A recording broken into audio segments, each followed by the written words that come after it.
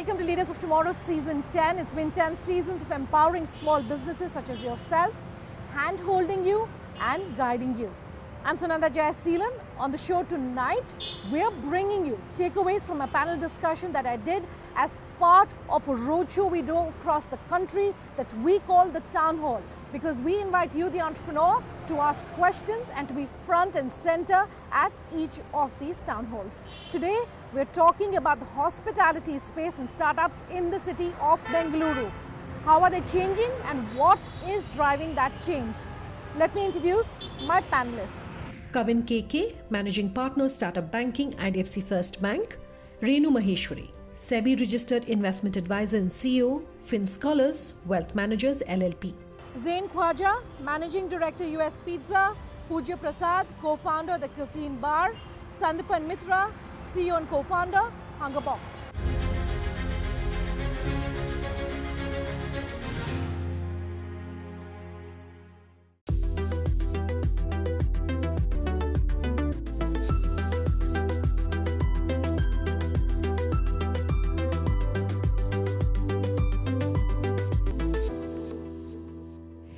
So good evening, ladies and gentlemen, Honorable Minister, respected speakers. It's my honor to actually have this opportunity to celebrate you, the leaders of the Bangalore startup ecosystem. I'll also speak a little about how India is taking center stage in the world startup ecosystem and how Bangalore is actually leading the charge. I will take you also through how IDFC Bank, why we consider ourselves a startup, and how we are constantly challenging the status quo to see what are the best products and offerings that we could have for you. A little bit of a snapshot about how the startup ecosystem looks like. Startups have actually been driving India's economic growth with almost 10,000 new startups which have come up in the last 200 days. 1 in 11 startups worldwide is now based in India, and India is today poised to be the startup capital of the world. We are already the third largest startup ecosystem in the world and one of the fastest growing ones. We've crossed 100 unicorns recently. And the interesting thing is that almost 40% of these are actually based in Bangalore. So Bangalore clearly is number one in the entire startup ecosystem. Out of the 72,000 plus startups in India, 20,000 are actually based in Bangalore. And 1,400 of these are actually VC funded. 50 of them are from the hospitality sector, 50 plus. So some of the trailblazers from Bangalore and some of the names from the hospitality segment as well. So at IDFC, as I mentioned, we consider ourselves a startup bank, which is always trying to challenge the status quo, trying to see how we can push boundaries and offer the best benefits and facilities to our clients. Our vision is to build a world-class bank in India, which is guided by ethics and customer-first principles, powered by technology, and looking at being a force for social good. We always believe in putting you, the customer, first. We try to showcase our customer-first approach with the kind of products that we have. Probably the most interesting one. All of you pay your EMIs. I think most of us run with EMIs. And all of us pay our EMIs monthly. Have you ever thought about why the saving account pays out quarterly? We did think about it, and ours is probably the only bank which gives monthly saving account interest credits. As partners, we understand that when somebody is withdrawing money from your credit card, it's typically an emergency. And for that, we ensure that we don't charge you interest from day one. We actually wait and charge you as part of your regular interest-free credit period. On cards, most banks charge 36 to 42%. We are one of the few banks which offer 9%. Our reward points never expire, just like our relationships. We are at the cutting edge of technology. We were the first bank which had a fast tag which offered the fueling, tolling, tagging, parking, everything all put together. And our award-winning best-in-class app actually offers all kinds of innovative services, pretty much your bank on the go. Thanks to these initiatives, we've actually been able to win your trust, the customer's trust. And today we have more than 30 million plus customers with us. Probably one of the fastest banks to reach that number. In the last 3 years, our deposits have been growing by 73%, and we moved from 11,000 crores to 68,000 crores just over a period of 3 years. Thank you once again for listening to me patiently, and thanks to the ET team for organizing this brilliant event.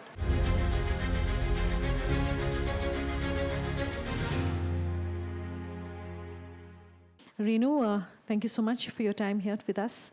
And before we get started and ask you to really decode professional and personal finance and debt equity and all of the difficult technical questions, how did you get started in the world of finance?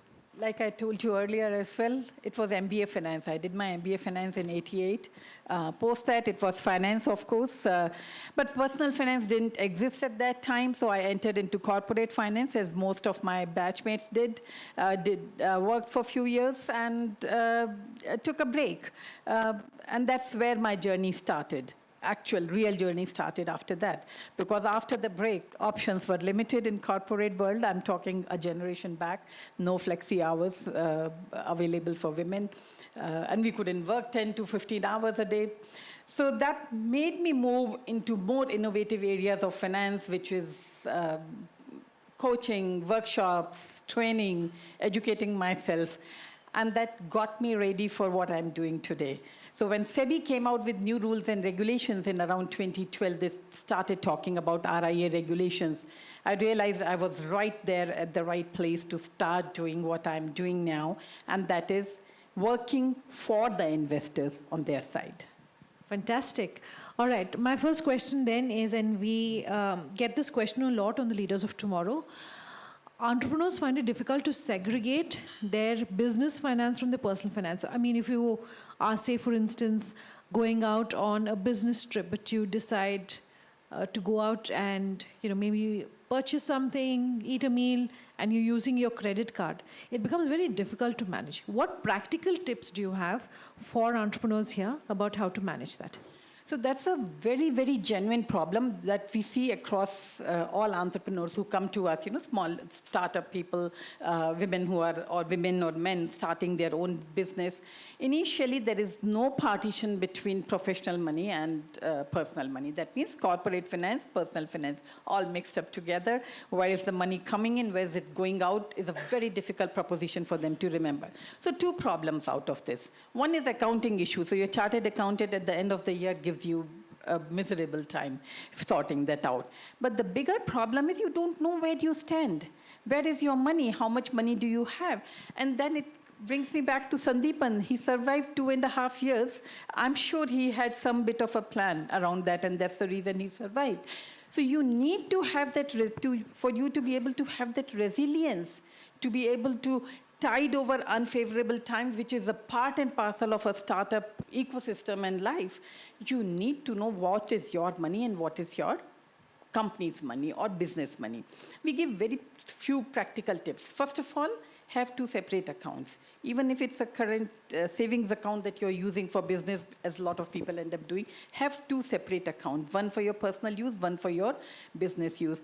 Paying for meals while traveling, it should always go in business account. You get tax reductions on that, right? So but apart from that, use your 2 different cards, a business card for your business purchases, personal card for personal purchases. So if you just maintain this bit of a thing, you'll have much, much comfortable time with your money. And much more peace of mind for sure. I am sure.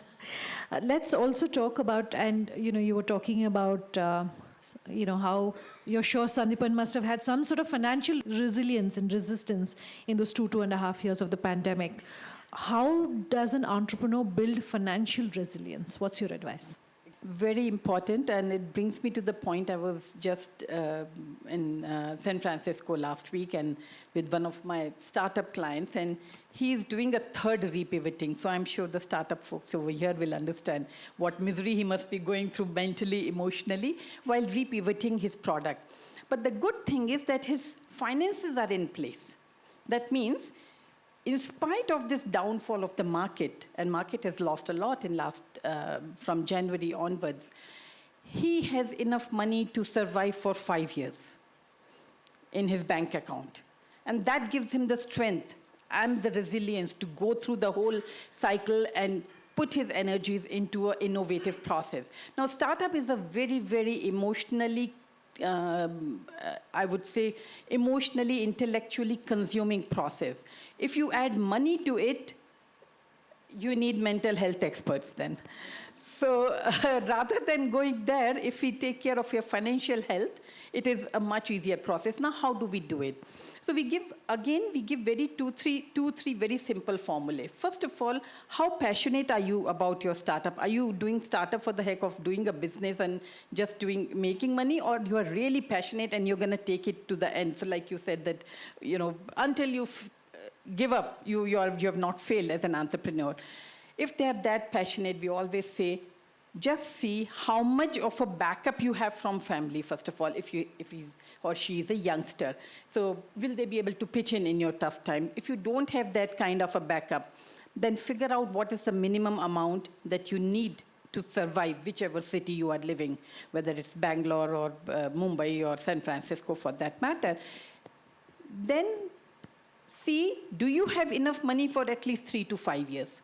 So everyone has their own timeline as well, how long they will wait till they drop it.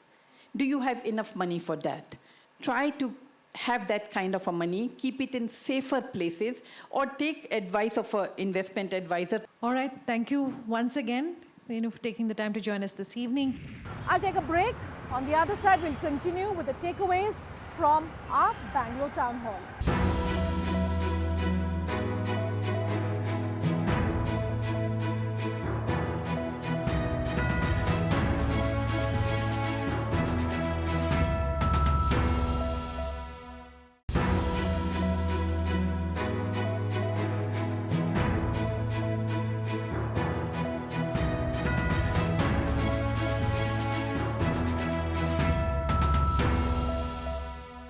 Welcome back with us here on Leaders of Tomorrow. Tonight, bringing you the takeaways from our Town Hall series in Bengaluru.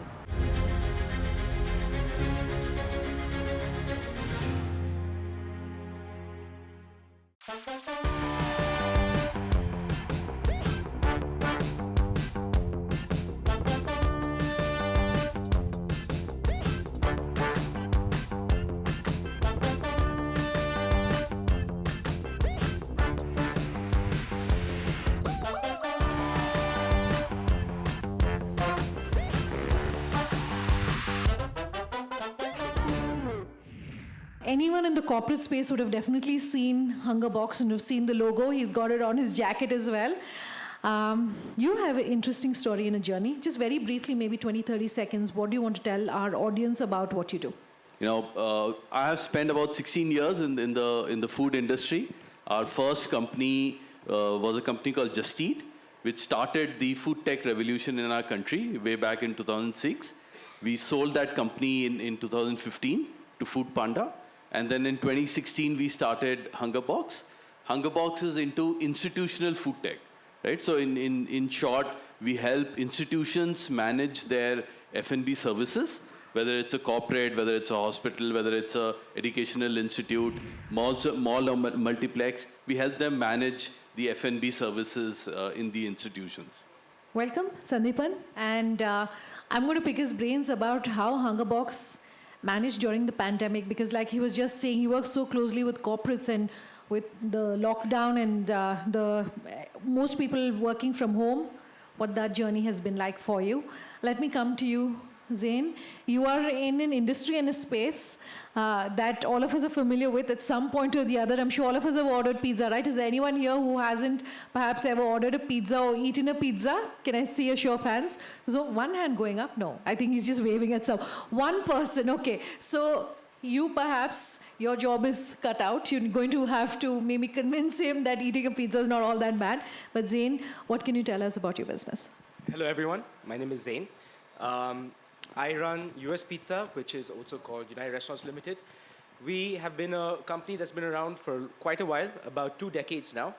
We are a country of steady growth in a country of steady growth. We have 85 outlets across India right now and are officially the 3rd largest pizza brand.